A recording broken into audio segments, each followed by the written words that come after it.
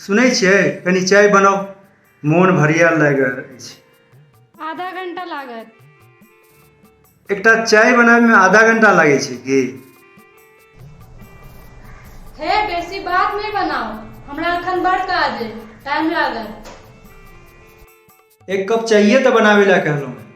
अहाँ के तो लागैया जेना हम पहाड़ उल्टावे ला कहि रहल।